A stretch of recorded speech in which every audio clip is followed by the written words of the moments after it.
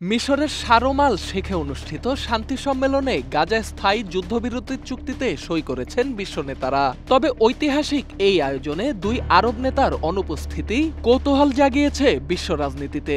সম্মেলনে দেখা যায়নি সৌদি ক্রাউন প্রিন্স মোহাম্মদ বিন সালমান এবং সংযুক্ত আরব আমিরাতের প্রেসিডেন্ট মোহাম্মদ বিন জায়েদকে।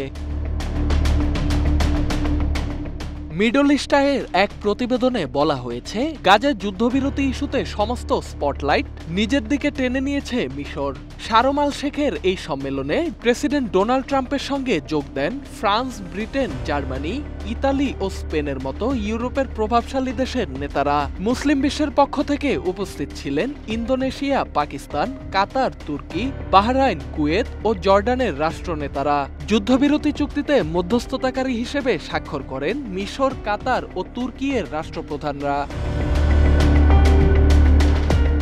সম্মেলনের সহ আয়োজক মিশরের president Abdul Fattah al CC চেয়েছিলেন যুদ্ধবন্ধে নিজের অগ্রণী ভূমিকা তুলে ধরতে। আর এখানেই শুরু হয় টানাপোড়েন। উপসাগরীয় দুই প্রভাবশালী দেশ সৌদি আরব ও আরব আমিরাত গাজা ইস্যুতে মিশরের এই নেতৃত্ব মানতে নারাজ। 2 বছর ধরে চলা গাজা যুদ্ধ নিয়ে আরব দেশগুলোর ভূমিকার দিকে দৃষ্টি ছিল গোটা বিশ্বের। তবে যুদ্ধকালীন সময়ে মিশরের ভূমিকা ছিল অনেকটাই বিতর্কিত। সীমান্তবর্তী দেশ হয়েও কায়রোর ভূমিকা ছিল অনেকটা নীরব। গাজায় গণহত্যা ও মানবিক সংকটের সময় মিশরের এমন ভূমিকা নিয়ে তীব্র সমালোচনা হয় আন্তর্জাতিক মহলে। অন্যদিকে গাজার পুনর্গঠন ও ত্রাণ সহায়তায় বড় অঙ্কের অর্থ সরবরাহ করেছে সৌদি আরব ও আরব আমিরাত। তাই এই দুই দেশের রাষ্ট্রনেতা নিজেরা না এসে মন্ত্রীদের পাঠিয়ে যেন ইঙ্গিত দিলেন কায়রোকে বড় কৃতিত্ব দিতে রাজি নন তারা। যুদ্ধবিরতির মধ্যস্থতায় মিশরের এমন জমজমাট ভূমিকায় এক প্রকার অবসাদ দেখা দিয়েছে রিয়াদ এবং আবুধাবিতে। তাদের মতে ওয়াশিংটন এবং ট্রাম্প প্রশাসনের ভূমিকা বিবেচনায় নিয়ে যুদ্ধবন্ধের বড় কৃতিত্ব পাওয়া উচিত সৌদি আরব ও আমিরাতের। মিশর বহুদিন ধরেই অঞ্চলটির প্রভাবশালী শক্তি হিসেবে পরিচিত।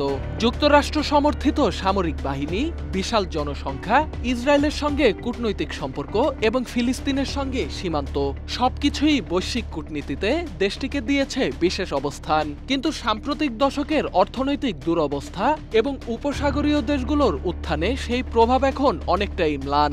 অথচ সিসির ক্ষমতায় আসার পেছনে সৌদি আরব এবং আমিরাতের ছিল ব্যাপক সমর্থন। রাজনৈতিক ও অর্থনৈতিকভাবে মিশরকে তারা দাঁড় করিয়েছে নতুনভাবে। ফলে কায়রো যদি কূটনীতির মঞ্চে নেতৃত্বের দাবি করে, রিয়াদ ও আবুধাবি সেটাকে দেখে নিচু চোখে। মর্যাদার প্রশ্ন ছাড়াও গাজা ইস্যুতে নীতিগত পার্থক্য রয়েছে মিশর ও উপসাগরীয় দেশগুলোর মধ্যে।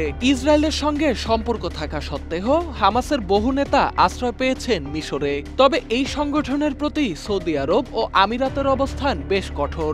পশ্চিমা ঘরানার রাজনীতিতে ঝুঁকে থাকা দেশগুলো এখন ধর্মভিত্তিক আন্দোলন থেকে অনেকটাই দূরে, যার ফলে গাজায় হামাসকে রেখে এই যুদ্ধবিরতিতেও সন্তুষ্ট নয় তারা। মিডল ইস্টাই জানিয়েছে, আরব বিশ্বের কূটনৈতিক মঞ্চে নেতৃত্ব দিতে চান সৌদি ক্রাউন প্রিন্স মোহাম্মদ বিন সালমান। কিন্তু মিশর ও কাতারের মধ্যস্থতায় সেই আলোচনা চলে গেছে অন্যদিকে। তাই শারম আল শেখের এই সম্মেলনে সৌদি ও আমিরাতের নেতারা না থেকেও খবরের কেন্দ্রে রয়ে গেলেন। আর তাদের অনুপস্থিতি আরও স্পষ্ট করে দিল আরব বিশ্বের অভ্যন্তরীণ বিভাজন। Dhaka express desk report.